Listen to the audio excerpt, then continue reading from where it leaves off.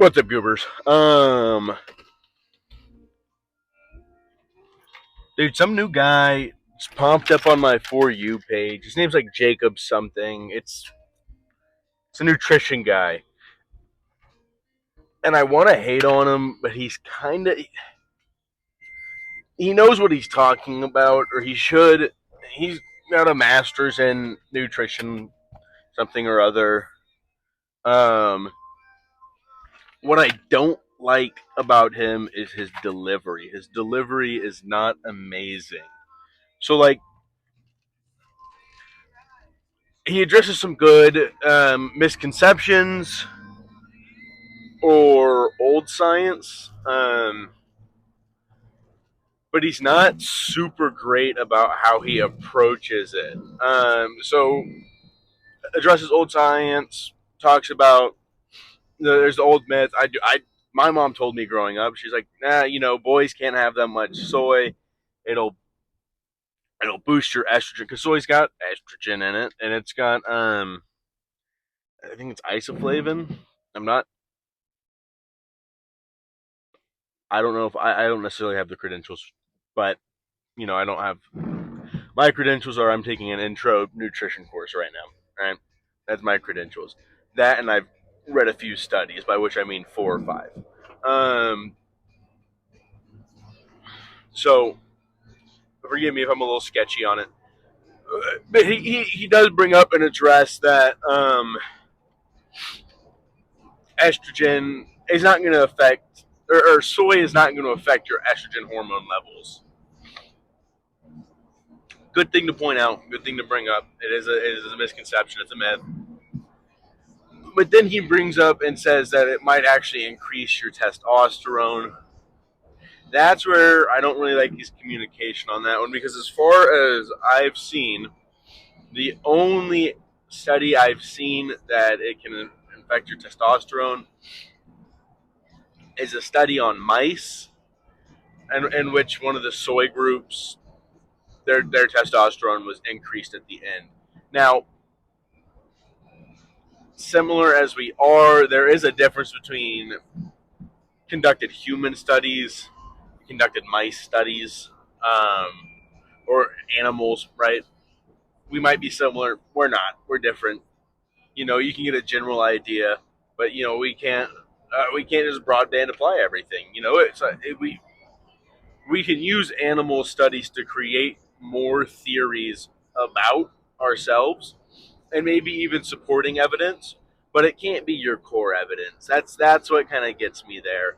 Um, so, yeah, there was a study in mice, and also the resultant increase in the testosterone levels might have been a response to the increased estrogen intake. Again, like it's hard to communicate that on Instagram Reels, and I get that, and I do think working on debunking common misconceptions is good. I think it's a good thing. It's just one of those things that's really hard to do in short form content and make it largely available to people and largely understandable to people. Um, and it's also so hard. Um,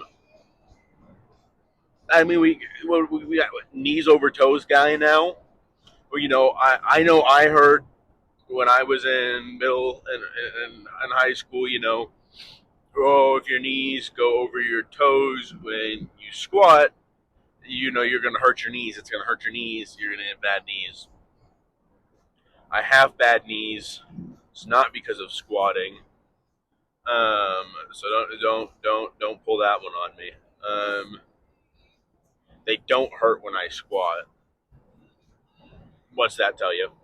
Um, but now we've got what knees over toes, squat university, and just some common sense of at a certain point your knees have to go over your toes if you're squatting. Like they just if they're not, all you're doing is hinging in your hips, and you know what that means. You're doing a good morning RDL style workout. Like you just squat, your knees have to go over your toes. It has to happen. Now, you should not try to load all that pressure onto your knees. You know, you what you're doing is you're trying to balance as much pressure between your hips, your knees, your back, your ankles, your feet as you possibly can to help equalize that load on your body and not put you at an increased risk for one or the other. Yeah, but something's always going to be at risk. Bodies are different, people are different. Something's always going to be at risk. Dude, I was at a powerlifting meet. Guy straight up dislocated his shoulder squatting. Like, first of all, first time I've ever heard of that. He's a real big guy too. Did not expect that to happen from him. But like, this shit happens. That's a causation. That's a causality of putting high load, high strain on your tendons, joints, ligaments, muscles. Like you increase potential for injury when you do that. When you work out, it's gonna happen. Just you know, the benefits outweigh the negatives. I don't like throwing people under the bus necessarily. I'm not even gonna throw him under the bus because there's not really anything technically wrong with what he's doing. Like I, I got a kid in one of my classes. A kid, he's like 24. He's older than me. I got a guy in a class of mine, and we were talking, and he's like, I don't squat. I only leg press. Okay, like he's not competing in anything. Like he's not as far as I'm aware, he's not an athlete. He doesn't play football. He's not, he doesn't need to squat. Technically speaking, like that's okay. Yeah, that's pretty. Why not? Or better, why? Why do you need to? You know, and obviously my initial reaction as former athlete, and so I just love to squat in general. Actually, like I just want it's my favorite exercise probably. Um, my initial reaction is obviously like, why, dude? What do you? Why? Why the fuck not? I mean, he didn't need to. He doesn't need to. Let him leg press. That's the other thing is I've realized about myself and a lot of people is we invest ourselves too much in everybody else's workouts. Dude, do your workout. Dude, I don't know this person. Well, I might know him. If I know him, I might say something or ask them some questions. Asking questions is generally, in my experience, better than just straight up telling them they're wrong. So, um, but dude, it's their workout. I don't know what they're training for. I don't know their credentials, their background, their extensive knowledge. Do they know more than me? Maybe. Do they know less than me? Potentially. Who might know? And if I'm really concerned, I can go ask questions. Um, this is another interesting conversation I had in class. This was one of my professors. So this woman she said she hates working out at public gyms. She's a PhD in strength and conditioning, and I'm not sure the exact specific like title of the degree. Um,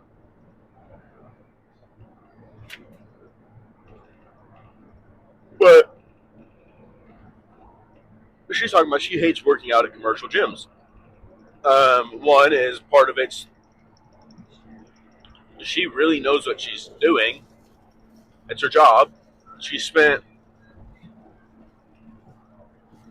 a decade studying it. Um, and so she's talking. She talked about how she's watching, like she sees people doing things wrong. She has a really big urge to go and like correct them, but also she's like, that's not same concepts what I was saying.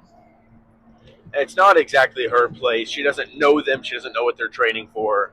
and she would never get her workout done if she did that. The other thing that was really, really interesting is she said the amount of people, particularly men, who come up to her whenever she's doing an exercise and tell her she's doing it wrong. Now, I have to imagine somebody with a PhD in a kinesiology, exercise, weightlifting related field knows what they're doing as far as the weight room goes. I have to imagine. This person has also been teaching my weightlifting class. So there's practical hands on application where I can say, yeah, she knows what's going on. As far as my experience goes, we've been on pretty much the same page. Actually, shout out, yesterday we did squats. I was messing around, just having fun, and I worked up to like 450. Blew the class away. It was pretty sick.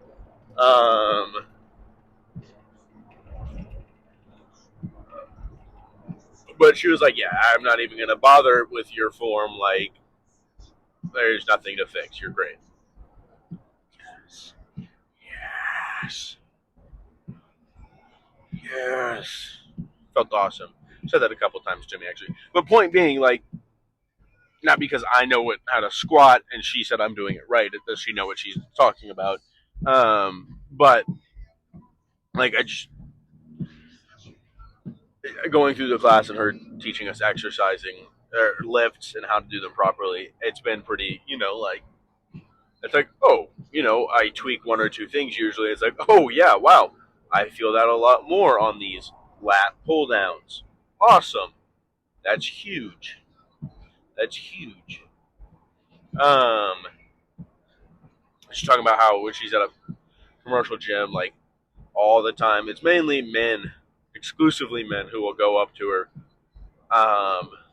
and try and correct her form on things because they played football back in high school in 1970, 1980, 1990. Like, we're still going to hold on to that. Like, they're just going for a little recency bias there. Apologies. There is good stuff from that era. We can look at West Side Barbell. We can look at, they've got the conjugate method. They've got super training, Mel Sith. Um,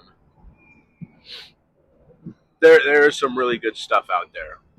Um, so I don't want to discount that. But those are more about training methods and methodology than they are about form. So, um,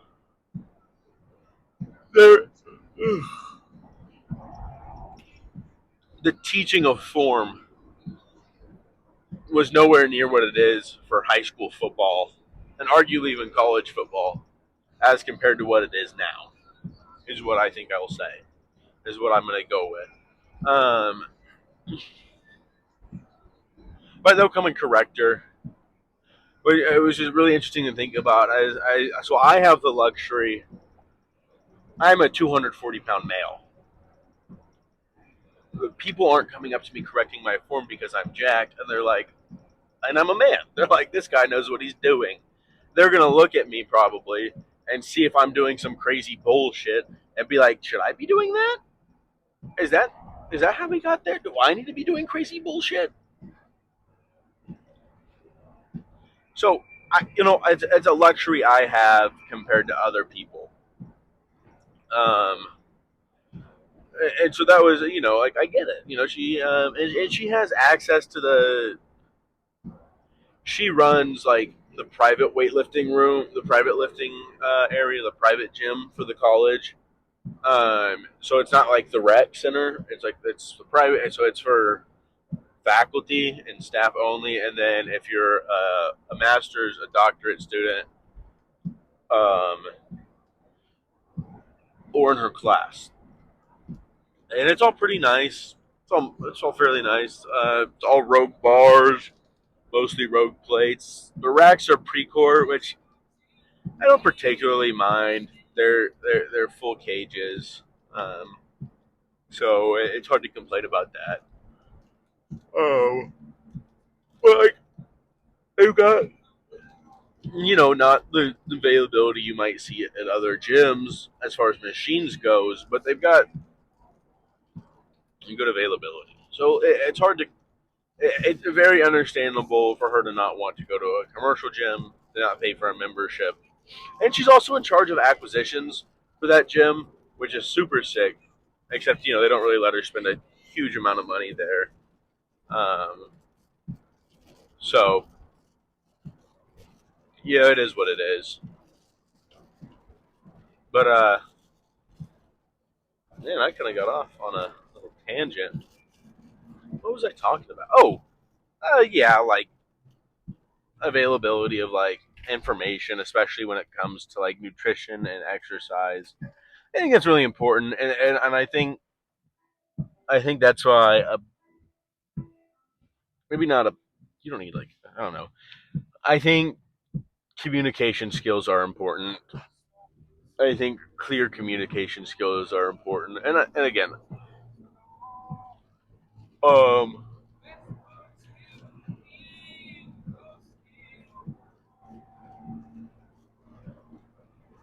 I think like that the guy I was talking about on Instagram,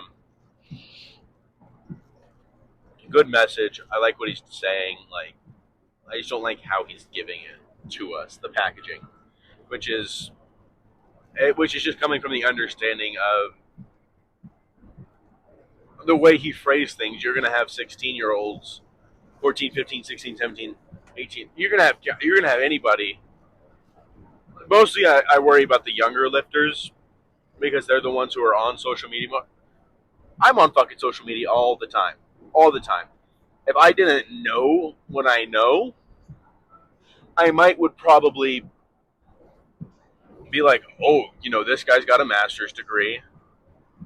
If I didn't do my any independent studies, research, extracurricular, interest in working out, I might say, holy fuck, I'm going to start pounding the soy milk. Like, because it might increase my testosterone. There's no need to do that. It's not that serious. It's the same thing as if I'm going to go take, if I'm going to go start taking a shit ton of supplements, I'm going to start taking beetroot and what is it, like palm, heart of palm, I think is one of them, magnesiums, and like you can go take supplements to increase your testosterone. Like, dude, at a certain point, you're a 17-year-old male. Why do you need to work on increasing your testosterone? Your gain, if you're doing things properly, your gain should be pretty much through the roof. Um, Eat well, work hard.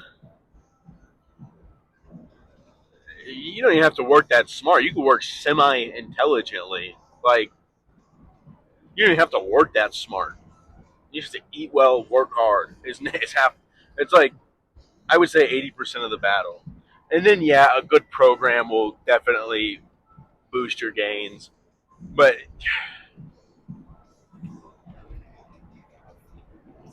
you know, it's just and things are going to plateau and things are going to peak. So you got to either eat more, eat less, work harder, or you work smarter.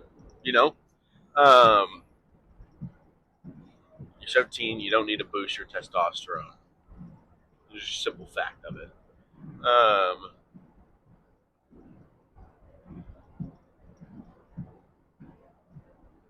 but yeah, I mean, it's so strange. Like this, I get it. I get it. There is so much miscommunication in science, and especially explained science. Um, and by explained science, I mean somebody communicating to you. Because there's a lot of like intangibles that a lot of people probably won't think about, right? So they talk about this has been a really big one for me lately.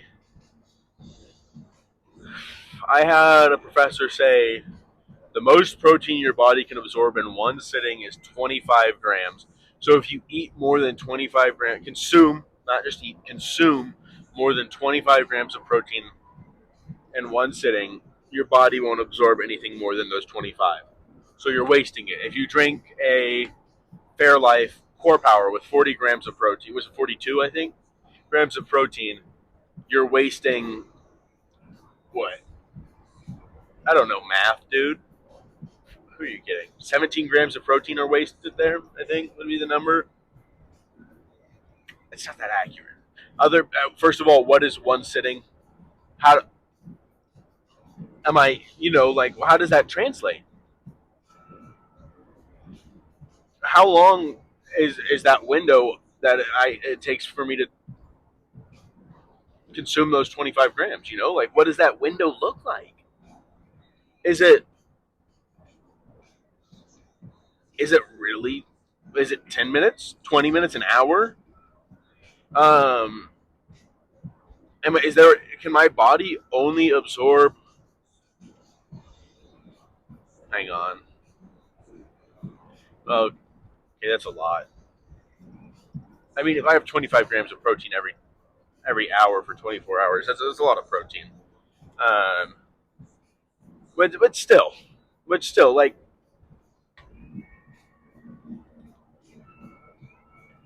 it just doesn't make sense to me. Do I have to be awake for 12 hours to get 300 grams of protein in?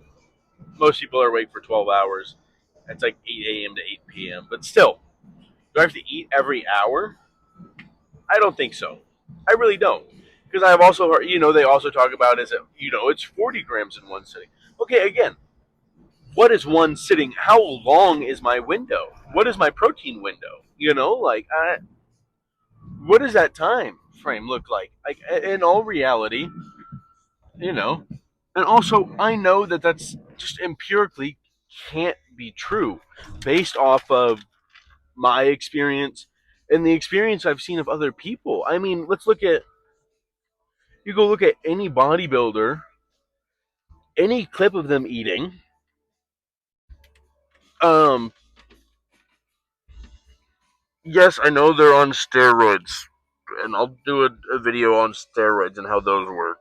But um, a simple explanation of how they work as best I can. We go look at videos of. Okay, everybody knows Sam Sulik. Everybody should know Sam Sulik right now. You go look at his bulking videos where he's eating boxes of donuts and big ass half boxes of cereal, and he's eating drinking gallons of chocolate milk. He's eating everything. We can go look at Rich Piana. It's absolutely insane. I there's very little. Well, he did get huge, but I don't know if I would do much of what he did. His stuff was on should have been on wavelength with Mike Mincer as far as the whole you work out like 3 days a week, but you absolutely kill your body. Eh, should have been on that level. I don't know if he was. I'm not. But we watch him eating. We watch Kevin Laverne eat. We watch Ronnie Coleman. We watch Chris Bumstead. Gosh, who else is there? Jay Cutler. I know I'm listing a lot of the old ones. I don't know the newer ones off the top of my head that well, unfortunately. And if you said the names, I probably could recognize them, but I can't say them right now, unfortunately. But if you go look at how any of them eat, what are they doing? They're having 6, 7 meals a day of like chicken, rice, and broccoli, but it's like a pound of chicken in a sitting. A pound of chicken's almost it's around 100 grams of protein, I think. It depends on the part of the chicken. They're having a pound of fish, a pound of. I think typically they stay away from ground beef. I may or may not be mistaken. I personally prefer beef when I'm doing my eating, but it is higher fat usually, so I have to balance it out. I can't use as much butter. I stay away from dairy products for the most part. Just trying to. keep out excess fats. It's not like a inflammation thing. It's not that serious.